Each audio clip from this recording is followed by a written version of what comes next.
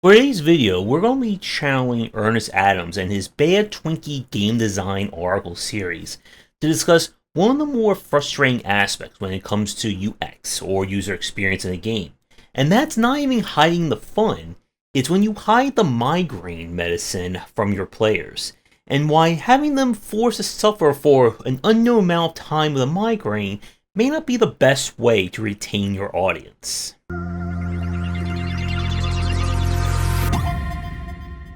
As we've said plenty of times in this series, good UI UX practices are often what distinguishes bad games from good games, and good games or niche games from those that kind of break containment and become a massive success.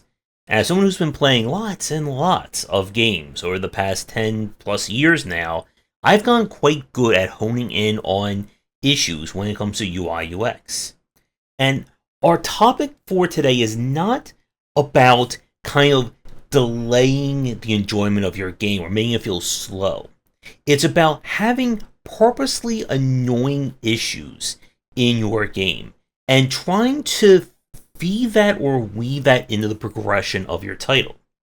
So what we're talking about in this respect is the player starts a game and there is something annoying, there's something that's legitimately frustrating or cumbersome or plotting about your game.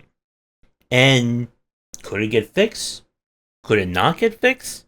Maybe the upgrade is right around the corner. Maybe it's 5 hours in, 20 hours in, 50 hours in. This gets at one of the kind of struggles when it comes to good progression in any game.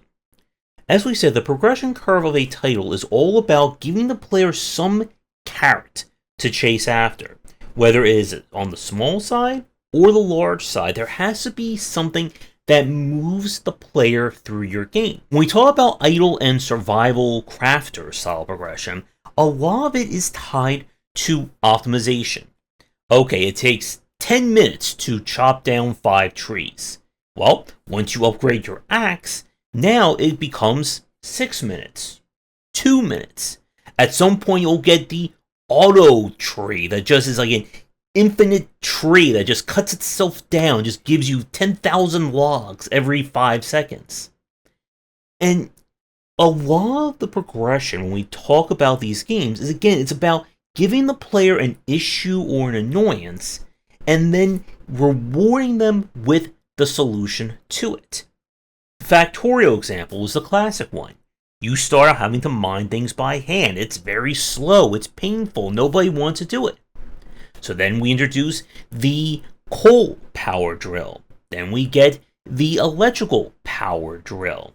And it pushes the player forward. And Factorio, in a way, is a good kind of case study in this. As I've said, when I look at kind of the evolution of the automation genre, going to the likes of Dyson Sphere, Shapes.io, and I'm probably forgetting a lot of the other ones as well, that these games are noticeably faster in terms of their progression compared to Factorio. It was a painful process trying to go back and play Factorio in 2024 after playing all these other faster games.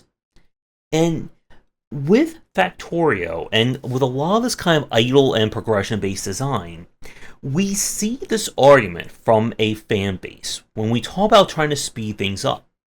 The most common defense is that the game is supposed to be about being patient. It's about rewarding you for sticking with it over the long term. And there is a positive to this. Again, what makes these kinds of games so compelling is introducing long-term goals and rewards. You're not going to start out in Dyson Sphere and immediately start harvesting resources from 10 different planets. That takes time. If we talk about something like Stardew Valley, you're not immediately going to start the game and get access to all the late game content. But good progression is always measured in minutes, sometimes measured in seconds, not hours, days, weeks, or even years. When we talk about the act or a good roguelike loop in or run in any one of these games, what makes them so appealing is not saying that this game has hours upon hours upon hours of things to do. It's about getting an enjoyable 20 to 40 minutes, maybe an hour worth of a run, and then saying, you enjoyed that? You can do it again and again and again. We just keep giving you replayability along those lines. When we look at things that don't work, it's about saying, okay, this thing that annoyed you, in 20 hours of playing, we're going to give you the fix for it. And this is when we talk about grinding for the reward of grinding. This was one of the big issues I had with Graveyard Keeper, where it felt like the reward structure really wasn't all that rewarding. Hey, you just gathered 700, corn. Your reward is you get to now gather 2,000 asparagus. And then maybe after you gather 80,000 tomatoes, we will reward you the ability to grow crops at 0.10% faster than they were before. Can any of you just feel the progression happening with that statement? And a lot of these potential issues and pain points come down to how they are presented to the player. So a game I tried out lately was Magical Delicacy, which is designed like a cozy platforming Metroidvania baking game. And when you start playing it, it is very rough to go through. There's no map, there's no indication about how many ingredients you have, there's nothing about any sense of a direction as to where you should be going, what you should be doing. And the whole point is you're supposed to just wander around and hopefully find the person to talk to them multiple times so that they'll give you a quality of life feature. And we saw the same thing in Hollow Knight, where you don't start with a map. You only start with a marker for said map. You have to unlock and buy them. And you have to be very mindful when it comes to, again, locking quality of life features to a purchase. Because that becomes very frustrating, and it makes it feel not so much as a reward for sticking through the annoying part. It's just getting you back to kind of base level enjoyment. Fast travel being locked for a very lengthy period of a time, especially if the world is huge or there's a lot of back and forth backing you have to do, is not a reward. It just makes it less painful or less annoying.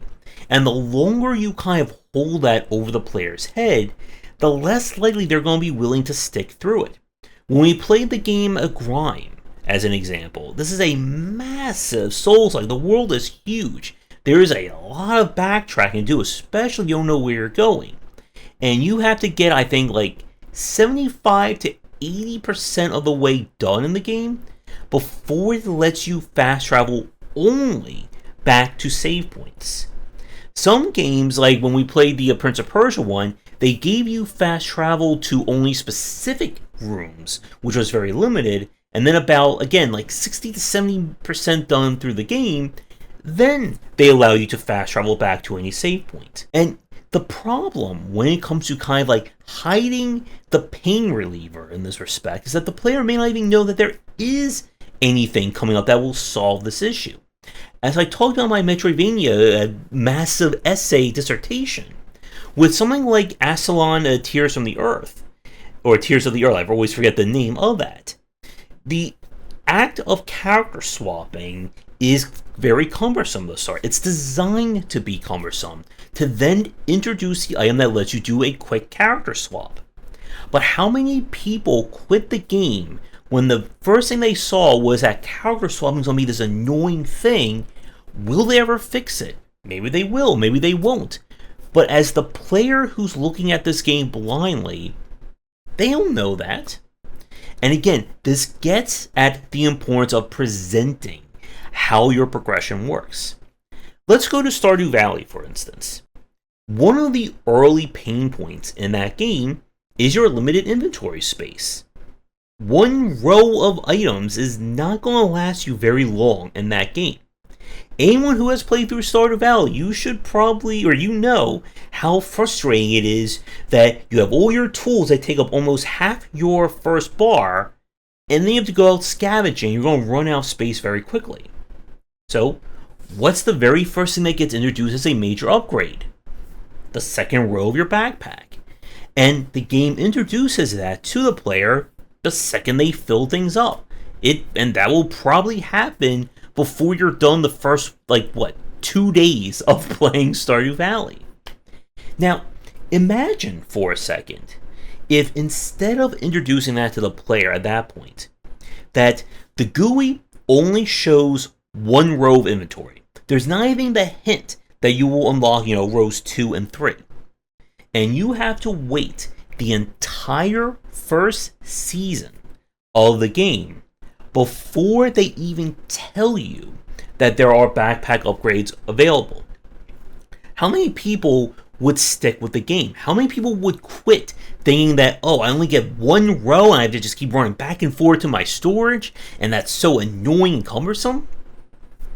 It's, again, how you present progression and these kinds of issues to the player that's going to help guide them. Like we've said, good progression is about always giving the player that sense that something is happening, where they know explicitly that, okay, if I gather 20 blueberries, I will gain the blueberry perk. Or, again, in something like Stardew Valley's case, where I'm fishing. I don't know what I'm going to gather or I'm going to fish, but I'm going to get something that I can use to sell for money. And I'm also going to get experience. And when I level up, I'm going to unlock something new. And that something new is a powerful motivator to keep the player going. If you give the player 10 tasks and there are no rewards for doing any of them, the player is just going to be like, why am I even doing this? And you can't just say, a game that's built around money or earning, resources like that the reward is just more resources. Because again, that returns to that issue that you're rewarding the player for doing work with more work. And maybe after the 50th order, the 100th order, the 800th cake that you've baked, that you'll unlock some kind of special secret reward. But a lot of people are not going to stick with it.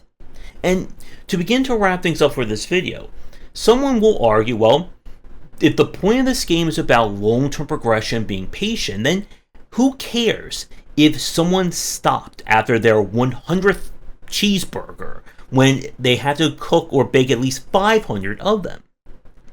And this gets at the point that we've talked about before, when it comes to the difference between a game having a very niche and very hardcore fan base, and one that kind of grows, that breaks containment to become more of a mainstream hit. The mainstream games will of course have their hardcore fans. There are plenty of hardcore fans of games like Balatro, Vampire Survivors, Stardew Valley, and so on. But just as there's that hardcore minority, there are people who will just play it to enjoy it. And what makes great UI UX practices so important is that it allows everyone to enjoy the game, not just the hardcore minority. Because they will love your game no matter how flawed it is, how frustrating it is to play. If it takes 20 hours to do something that in another game gets done in 10 seconds, they're going to stick with it. And they will oftentimes, again, decry and bemoan if you try and make your game more accessible. But accessibility and approachability matter in this respect, because this is what gets more people to try your game out. And as we've said, when your game has notable pain points, if you don't provide an easy and easily understood way to get around them or get rid of them, a lot of people aren't going to stick with it. If someone who's never played an action-adventure or a Metroidvania game before plays your title, and the first thing they see is that this map is massive, and it takes 10 minutes of real time to go from here to here, and they're going to be doing that 15 to 20 times in the very first opening chapter, they're not going to know there's going to be the means of fast travel. They may not even know what fast travel is.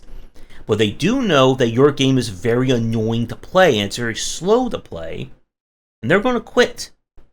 And again, you'll have someone who's a hardcore fan saying, who the hell cares about them? They're not going to get the joy of running through the same map layouts again and again and again, and repeating this over and over again to finally get the one bronze bar that they can then take to the other side of the map, to then turn into the bronze sword, to then let them cut the bronze fence that's 40 minutes into that direction, to then get the gem that will finally unlock being able to view the map after 15 hours of playing your game. Somewhere, someone just had a heart attack as I described a game like that. If you're trying to get your game in front of a mainstream audience or grow your audience, you need to be thinking about how does it feel to play your game from beginning to middle to end. If you are going to have things that you know are an annoyance, that they're designed to be annoying, then you want to make sure the player knows that this is not the permanent way of playing your game. Like with Stardew Valley, the second that the player runs out of inventory space, what happens? They get that letter saying, hey, you need inventory space? Here's the backpack. It's right here. Go and buy it. It's really good. You need to go buy this. Go buy it right now. Why aren't you buying it? And it gets people to do that. And be very careful about how long you wait to introduce quality of life upgrades. This is not the same, again, as mechanical or gameplay upgrades. There's a difference between waiting a while to introduce a double jump, an air dash, or making that part of the progression, versus the ability to view the map, to see how many items you have, to be able to hold more items.